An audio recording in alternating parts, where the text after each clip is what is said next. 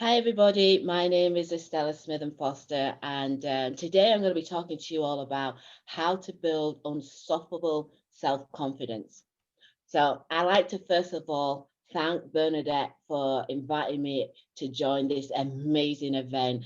And, I also like to thank every one of you that came out and, took time out of your busy schedule to be here today.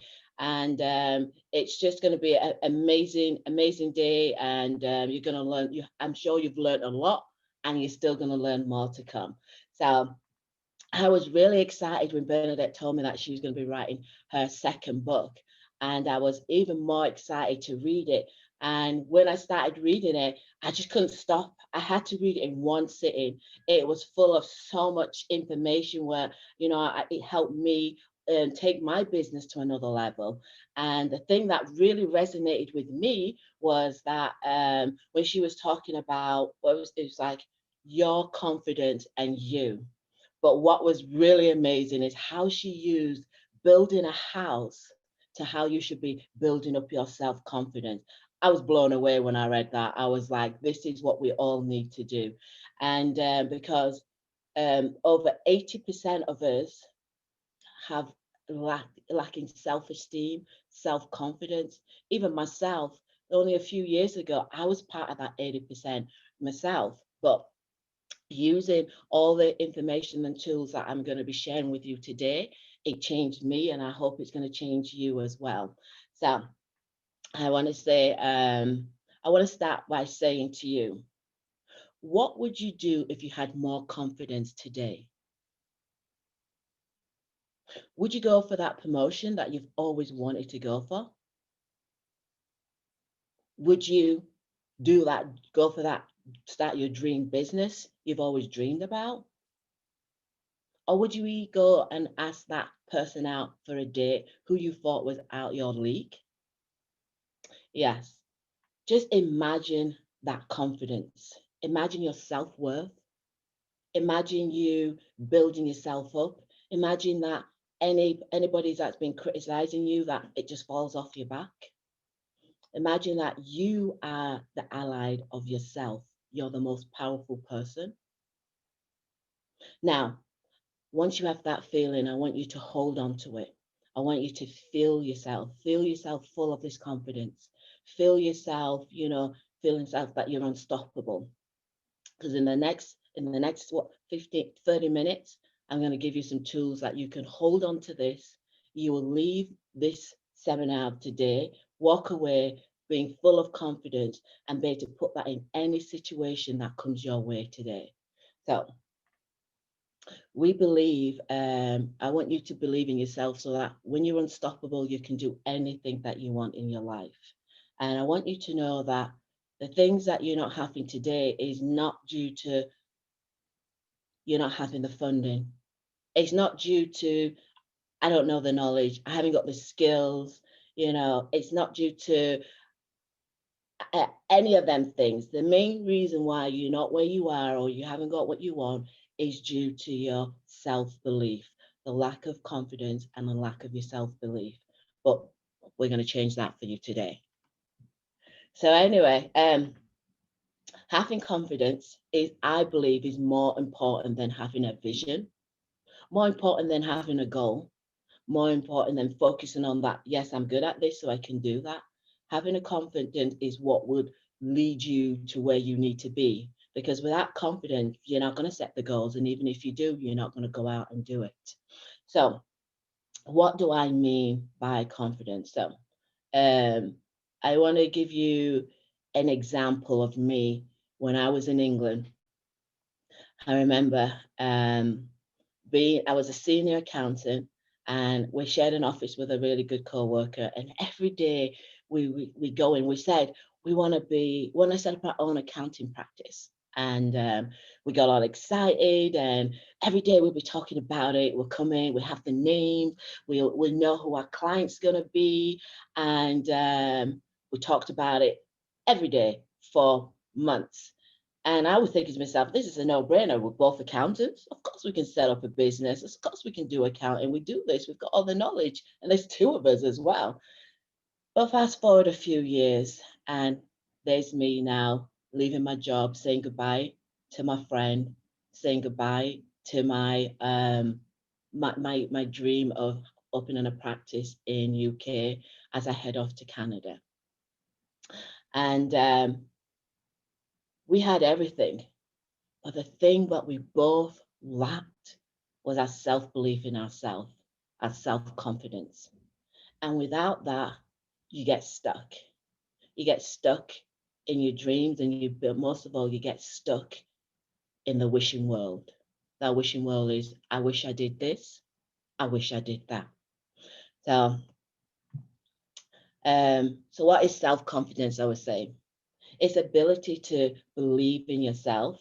It's ability to have the skills to accomplish the task, no matter the odds, no matter the difficulties, no matter the adversities that are going to come our way. To be able to stand up to yourself, to be able to go and strive for your dream, to be able to take criticism and let it just fall off your back, to be able to be your own person that's going to come out and advocate for you. And that's what I believe self-confident is. So I'm going to go back to the story that I was telling you about. And so now, like I said earlier, I am now living in Canada, and I now have a very successful accounting practice. So what changed? The only thing that changed was the self-confidence in me, my self-belief. And I'm going to show you these tools today because I know all of you may be thinking, oh, well, that's not me. You know what? I've gone down on the first hurdle because I'm shy. I don't have to do this. And you're sinking in the seat now. And I'm saying no, because the key word I said was skills, and skills can be learned.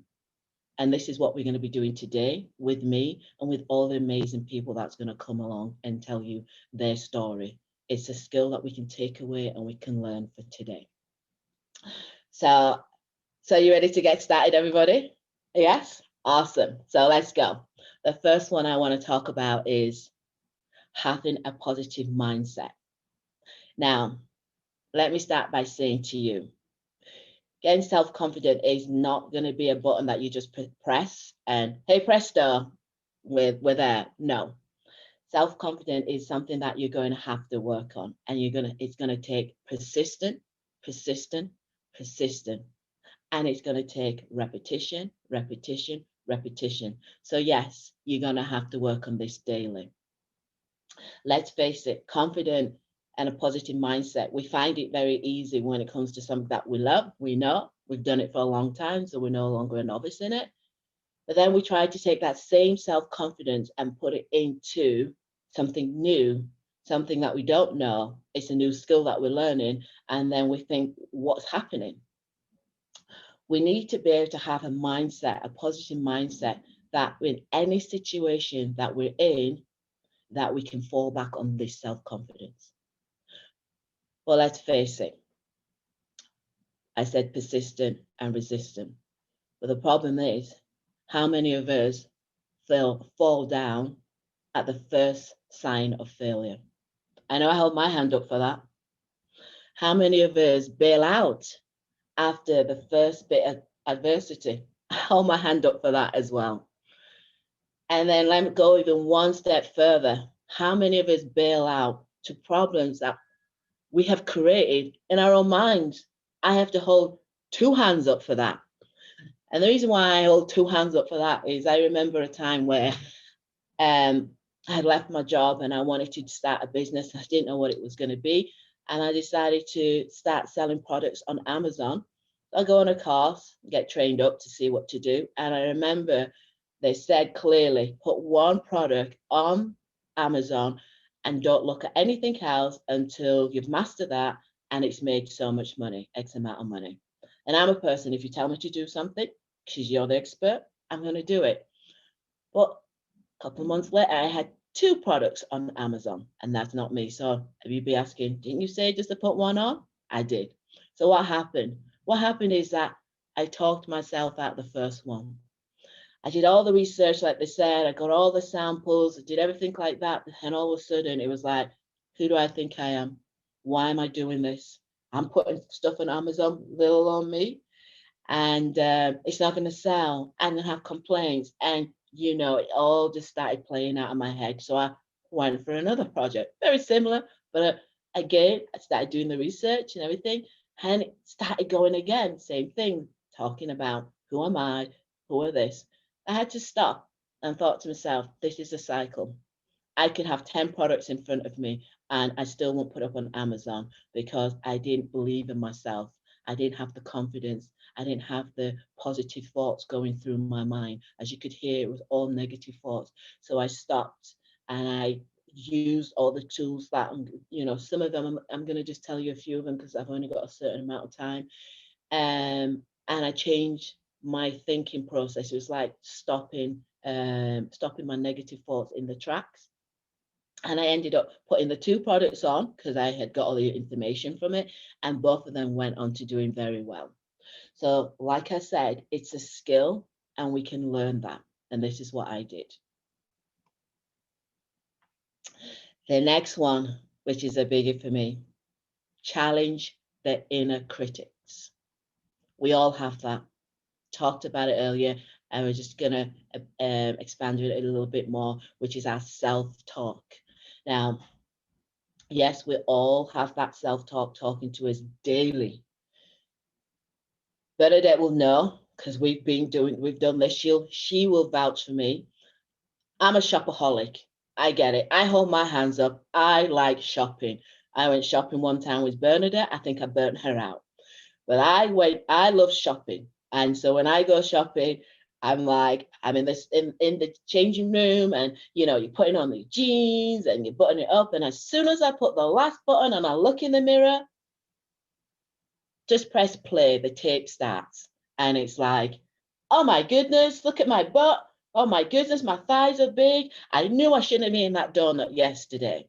So I know we all do that. There's self-talk in our head. And I always remember a time as well when I was at college, and the lecturer, we've all heard it. Who's going to answer this question now? And he starts looking around, and my head drops, and I'm like making sure I have no eye contact because I'm hoping, please don't pick me, please don't pick me. And the sweat is coming down my forehead. And then I hear someone else's name, and I'm like, whew, I dodged a bullet. Because what's going on in my mind right now is like, oh my God, don't pick me. I can't answer that question. I don't know it. And if I do and I get it wrong, I'm going to look stupid. Everybody's going to laugh at me. And the tape is playing in your head, and it just goes on. But this one self-talk happened to me very recent, and it started with a friend of mine's calling me up saying, hey Estella, are you taking on any more clients for my accounting business? And I said, yeah, of course I am. So she says, I'm going to give someone your number, a friend of mine. So they did.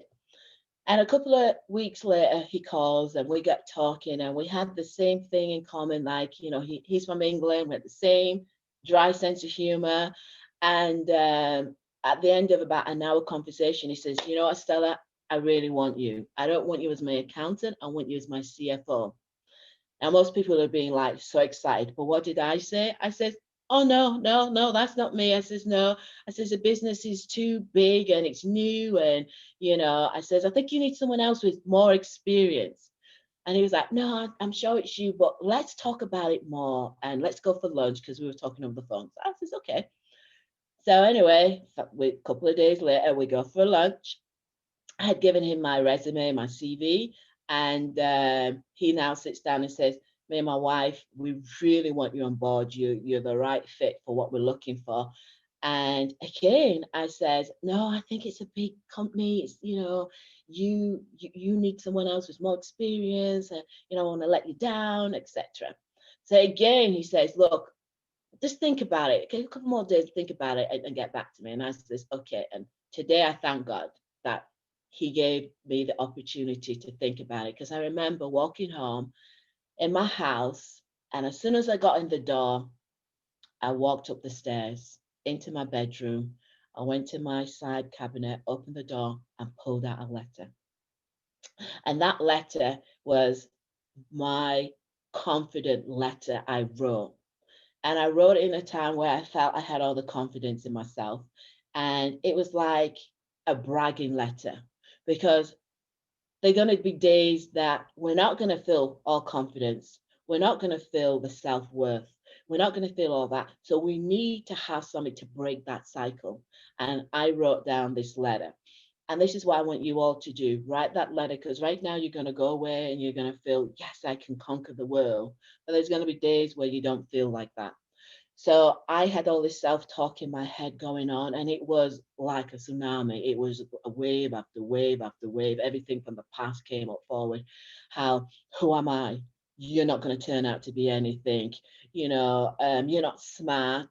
You're not pretty. You're not all this. It was just overwhelming. So I needed to take out that letter. So I took out the letter, opened it up, and I remember reading it. And it was like, it says, Estella, you are a smart and intelligent person. You have the skills that you need to do whatever you want to do. You are beautiful both inside and out and loved by many. You never give up when the world goes against you. You are strong and a courageous woman, and you will move mountains to reach your goal. You have a lot of opportunities that will change your life ahead of you. You deserve the best in your life and the best that life can give you. After reading that, I picked up my phone, I called my business partner, and I said, I'm in, I'm your CFO. And now I am a CFO of a $136 million fitness resort, which is going to build 100 luxury homes, a villa, a lagoon, a 10-acre lagoon, and 450 luxury all-inclusive hotel. And so I sold my house, and we're now just sitting here ready to move out, and we're going to start building in 2021. So why do I tell you this story? I tell you this story because that self-tape can talk you out of your dreams, as it nearly talked me out of my dream, because this has always been my dream. There's enough people out there telling us what we can't do, what we're not good at. So why are we telling it to ourselves daily? So we know it's a fact that your thoughts are going to make you make a decision, because when you think positive or negative, your mind doesn't know the difference, and you are going to have an action. Whereas my action was to say no. I'm here to tell you today that your actions and your thoughts are talking you out of things. It's time for you to say yes. Yes, you can do it. Yes, you can start your business. Yes, you can go to that career that you've always wanted to do. Yes, you can even ask that person out that you've always wanted to ask out. Today is where you say yes and you put pause on that tape and you put in a new tape of positive thinking. But the other thing that you need to do as well is what I had is having an affirmation, something that you can say either a daily basis. I say mine when I first wake up in the morning and when I go to bed. Muhammad Ali had a great one. What was his? I am the greatest. I love that one. We need to have that. We need to be able to say to ourselves, I am the greatest. Because who else is going to tell you?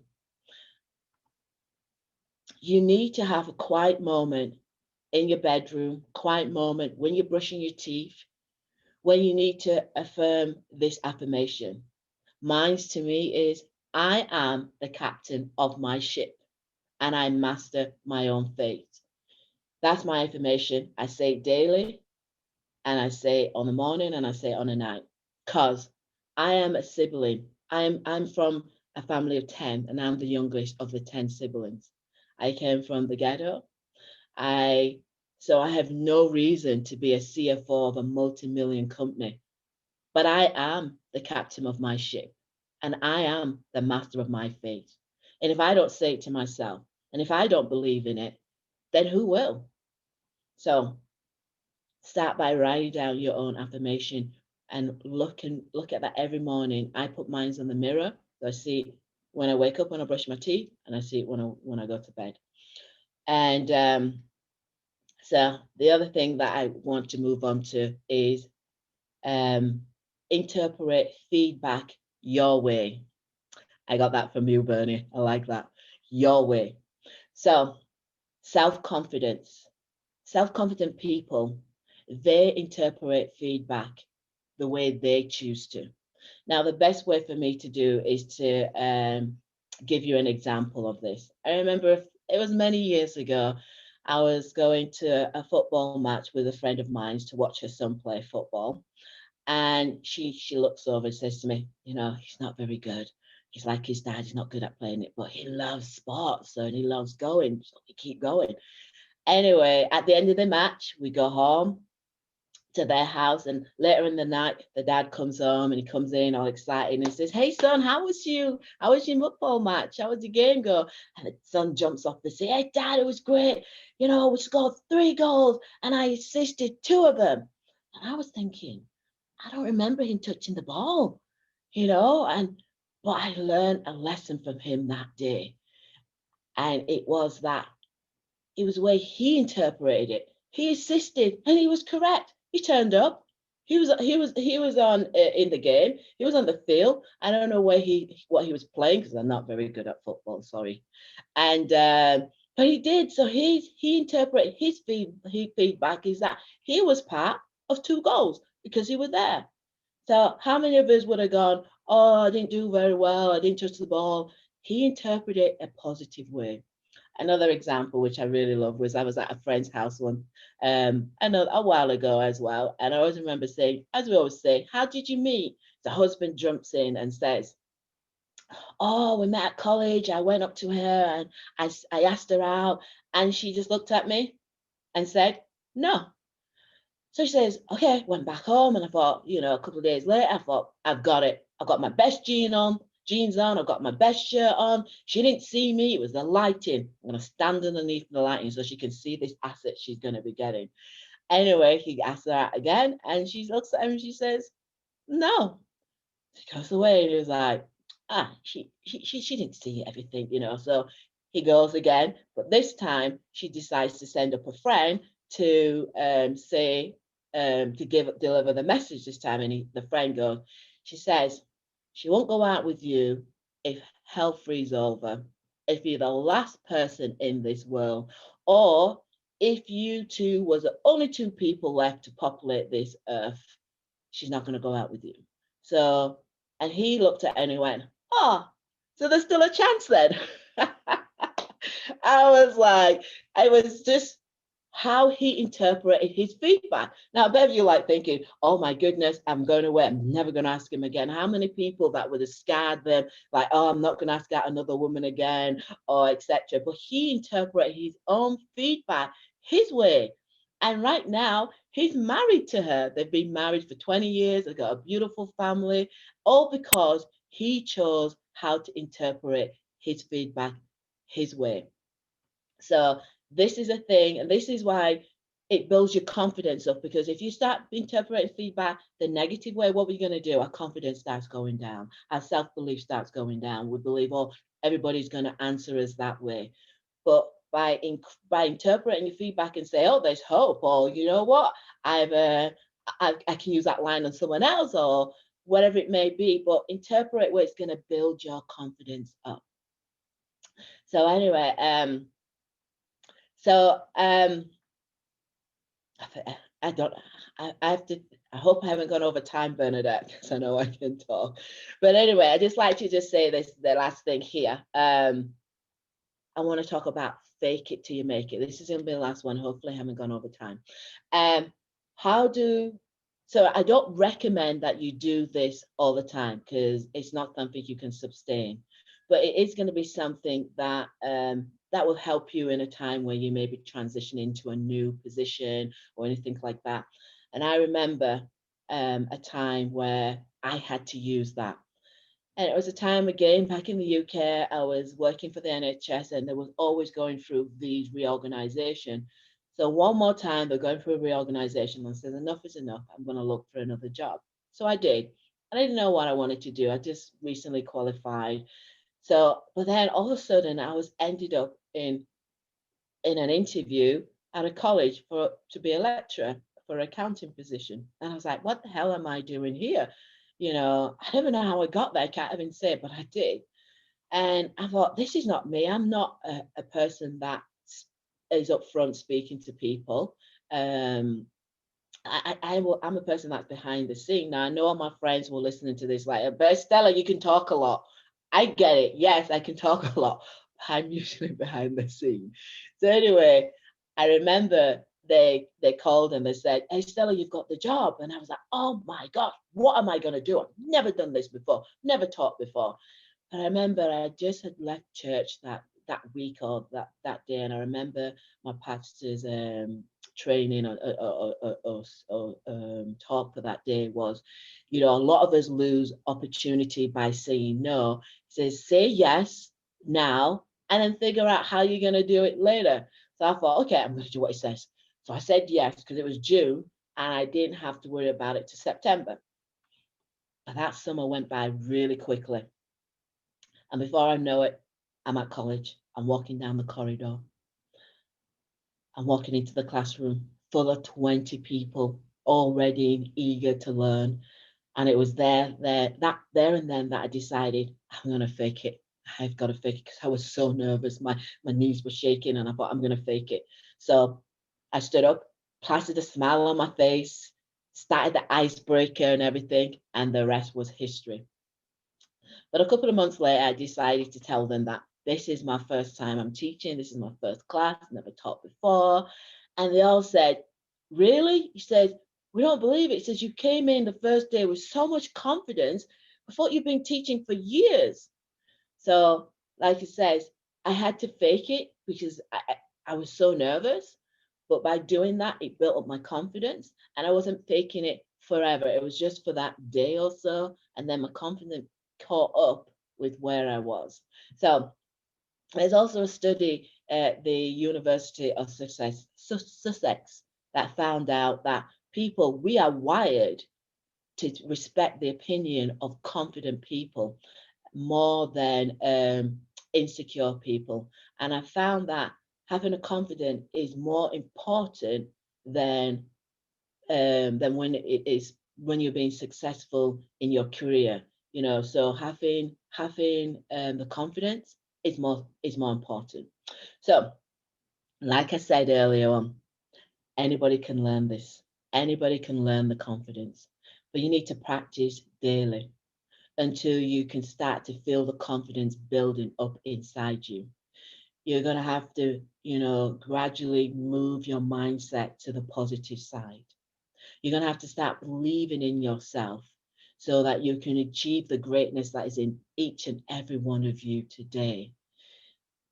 And I'm going to go back. You're going to have to start building your house, building your foundation the way you need to do it, and by starting off by building up your self confidence. So, I like to sum up, and if there's one thing you take away with this is I'm going to say it is your story. Today is your story, and it's up to you how you write that story. It's up to you how you leave this conference and what you take away, and it's up to you to build your foundation and your confidence. Because if you don't feel the positive and the confidence in yourself, then who's going to do it?